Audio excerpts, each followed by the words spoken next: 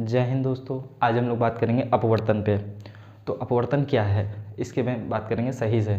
चलो daily life में देख लेते हैं। आपने सुबह सुबह अगर आप लोग सुबह उठो और सूर्य को देखो तो सूर्य कैसा दिखाई देता है, लाल लाल दिखाई देता है, ठीक है। और जब सूर्य अस्त होने वाला होता है मतलब डूबने वाला होता है वो भी लाल लाल दिखाई देता है। यानी कि सूर्य हमको लाल लाल दिखाई देता है, ऐसा क्यों होता है इस पे ही चर्चा करेंगे। और जो पानी देखा होगा आपने, पानी जो मतलब देखा तो होगा ही, तो उसमें जो चमकता है वो चमक होती है वो क्या होती है। तो पहले साइंटिस्टों ने कहा कि उसका खुद का कलर होता है, लेकिन बाद में पता चला ये अपवर्तन की वजह से होता है।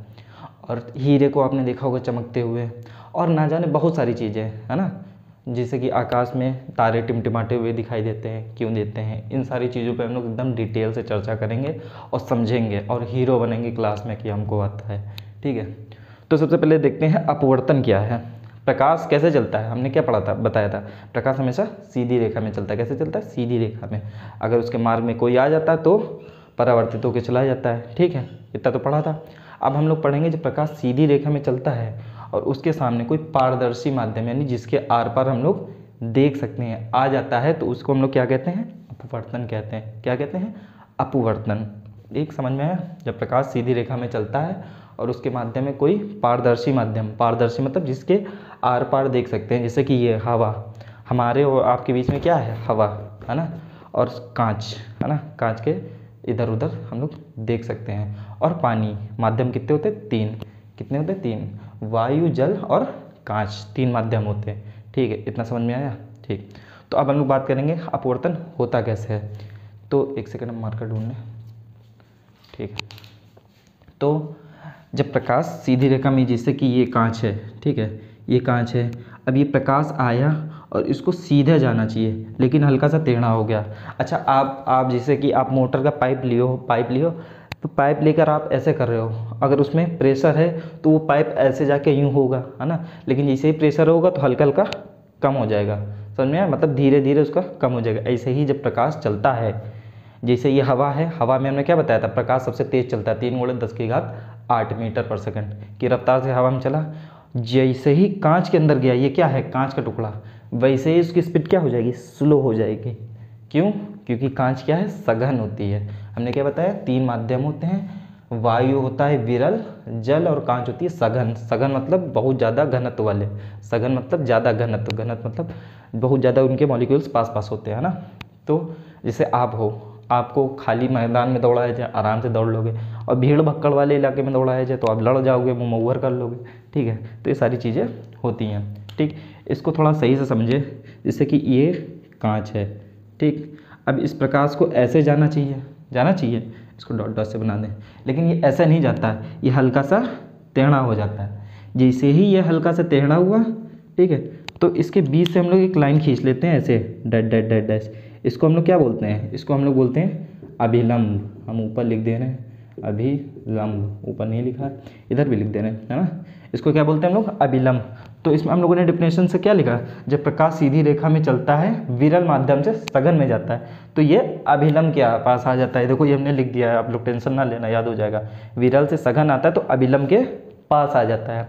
अब ये देखो, अब ये इधर से आया तो अब ये कांच से भी बाहर निकलेगा, है ना। तो जैसे ही कांच से बाहर निकलेगा हल्का सा इधर हो जाएगा, है ना, हल्का सा इधर हो जाएगा। क्यों हो जाएगा? क्योंकि ये सघन से विरल जाएगा। इसको हम आपको समझा रहे हैं। आप दौड़ते हुए जा रहे हो भीड़ वाले इलाके में, भड़ाक से लड़ गए भीड़ में। अब जैसे भीड़ कम होगी फिर आप तेज तेज चलने लगोगे।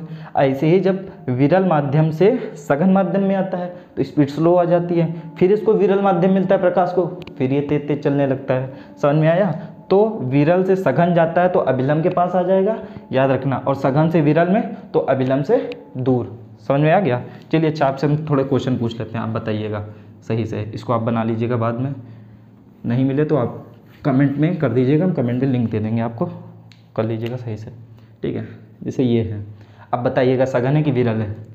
जैसे ये प्रकाश आया और ये इधर चला गया, अब बताओ सघन माध्यम कौन सा है, विरल माध्यम कौन सा है? चलिए आज समझते हैं। जैसे ही ये अभिलंब है, ये अभिलंब से जैसे ही दूर हटे, ये देखो अभिलंब है, इधर से दूर हटे, तो ये कौन सा माध्यम हो जाएगा? यानी कि ये सघन माध्यम है, सघन। और ये विरल। कैसे पता चला? अभिलंब से दूर किस में होता है? सघन से विरल। सघन से विरल माध्यम दो होते हैं। सघन मतलब ये समझ लो कांच से आ रहा है, कांच से भी गुजारा था हम लोगों ने, तो यानी कि प्रकाश कहाँ से आ रहा है? कांच से वायु में आ रहा है। कहाँ से आ रहा है? कांच से वायु में, गिलास से एयर में, समझ में आया? वायु में, ठीक। और देखिए, अच्छा अब बताइएगा सही से ये है, ठीक, ये आके यूँ हो गया। अब किससे आ रहा है? ये विरल से सघन में, समझ में आया? विरल से सघन में। इतनी एक ही चीज़ें आपको समझना पड़ेगा। और इसको अपवर्तन के नियम, जैसे प्रकाश परावर्तन के नियम होते हैं वैसे अपवर्तन के नियम होते हैं, ठीक है। तो जब आपतित किरण परावर्तित होती है या अपवर्तित होती है तो आपतित किरण, अपवर्तित किरण और अभिलंब, ठीक है, या फिर आपतन कोण और अपवर्तन कोण और अभिलंब तीनों एक ही तल पर होते हैं। किस पे होते हैं? एक ही तल पर। आप ऐसे बना लीजिएगा, ठीक है, इसको सघन लिख दीजिएगा, सघन, इसको विरल, है ना। तो ऐसे लाइन करिएगा और हल्का सा टेढ़ा कर दीजिए, ठीक है।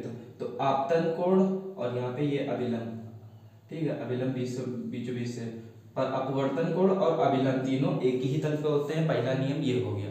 आपतन कोण, अपवर्तन कोण और अभिलंब तीनों एक ही तल पर होते हैं, ठीक। और दूसरा क्या है?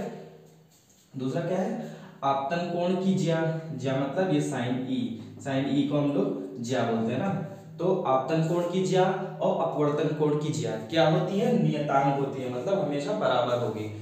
मतलब कि ऐसा समझो कि जब कभी भी प्रकाश जो होगा हवा से अगर कांच में जाएगा तो हमेशा एक ही एंगल पे जाएगा, जितनी कांच होंगी सब में। तो ये हमें नियतांक बताता है, ठीक है। इसको स्नेल का नियम भी कहते हैं। अगर कोई आपसे पूछ ले स्नेल का नियम क्या है तो बता दीजिएगा, आपतन कोण की ज्या और अपवर्तन कोण की ज्या जो होती है वो कैसी होती है? नियतांक होती है। इसको ही हम लोग स्नेल का नियम कहते हैं। आइए अब हम लोग समझते हैं अपवर्तनांक। अपवर्तनांक क्या होता है? जब प्रकाश किन्हीं दो माध्यमों से गुजरता है, माध्यम क्या होते हैं? वायु, ग्लास या पानी, है ना, वायु, कांच या पानी। जब प्रकाश वायु से पानी में जाता है तो उन दोनों में बदलाव हो जाएगा। मतलब जब हवा से पानी में जाएगा या कांच में जाएगा तो प्रकाश के बीच जो भी बदलाव हुआ होगा उसकी स्पीड घट जाएगी। स्पीड कितनी घटी, इसको ही अपवर्तनांक कहते हैं। तो इसको लिखोगे किससे? जब प्रकाश किन्हीं दो माध्यमों से गुजरता है तो उन दोनों का अनुपात अपवर्तनांक कहलाता है। क्या कहलाता है? अपवर्तनांक। क्या? उन दोनों का माध्यम। थोड़ा इसको सही से समझते हैं, ठीक है, कंफ्यूज ना होइएगा, थोड़ा अलग लैंग्वेज से बता रहे हैं, ठीक है। मान लो ये कांच है, कांच का स्लैब है, ठीक। अब किसी एक माध्यम से दूसरे माध्यम में जा रहा है, ये यूँ आया, टिंग टिंग टिंग टिंग, ये ऐसे ना जाके हल्का सा टेढ़ा हो जाएगा और फिर ऐसे चला जाएगा, ठीक है। और अब इसके बीच में अभिलंब बना लें। अभिलंब आप लोग एकदम पॉइंट, जहाँ से पॉइंट है ये, यहाँ से आप लोग ऐसे ऐसे डॉट डॉट बना लीजिएगा, ज़्यादा कठिन नहीं है, आप लोग परेशान ना आइएगा, ठीक है। जो आने वाला होता है हमेशा, तो ये क्या होगा? ये क्या होगा? आई होगा, है ना। ये जाने वाला आर, इधर ऐसे यहाँ पे भी ये कितना होगा? आई, और ये आर, ठीक, सही से बनाइए ना। तो अब मान लो यहाँ से यहाँ आया, ठीक है। पहले ये वायु में था, फिर कांच में चला गया, तो पहला फार्मूला हम लोगों ने क्या लिखा? म्यू बराबर साइन आई बटे साइन आर। तो म्यू बराबर साइन आई बटे, क्या मतलब? साइन आई बटे साइन आर। तो इसका एक अनुपात लेते हैं, एक फार्मूला ये ले लेते हैं। दूसरा फार्मूला हम लोग ये लिखते हैं, पहले वायु में था फिर कांच में चला गया, है ना। तो दूसरा फार्मूला क्या है? म्यू बराबर सी बटे वी, समझे। तो सी को हम लोग किसी का क्या मतलब होता है? वायु में प्रकाश की चाल। किसमें? वायु में प्रकाश की चाल। किसमें? वायु में प्रकाश की चाल। और ये क्या लिखते हैं? वी क्या लिखते हैं? कांच में प्रकाश की चाल। किसमें?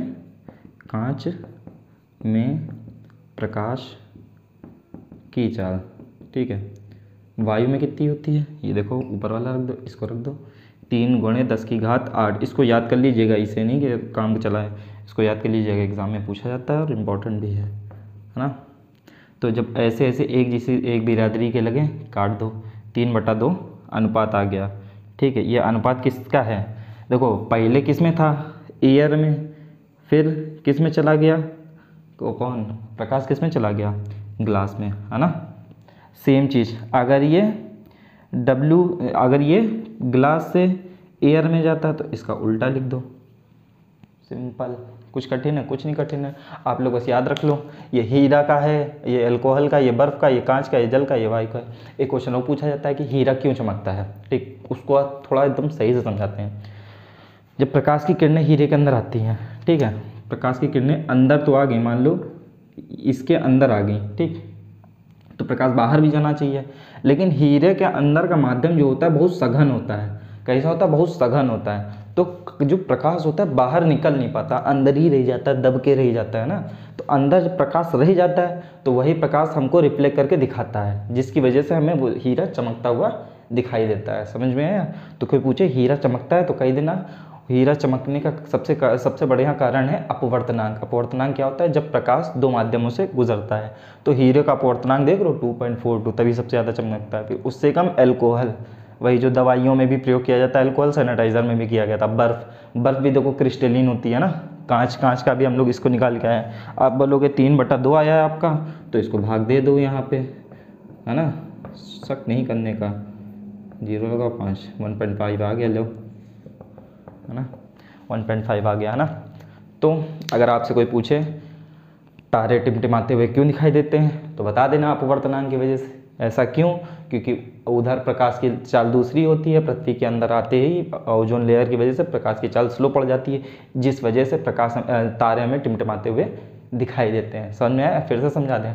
मान लो हम आसमान में देख रहे हैं, है ना, तारों को, तो तारों के बीच में और हमारे बीच में क्या है?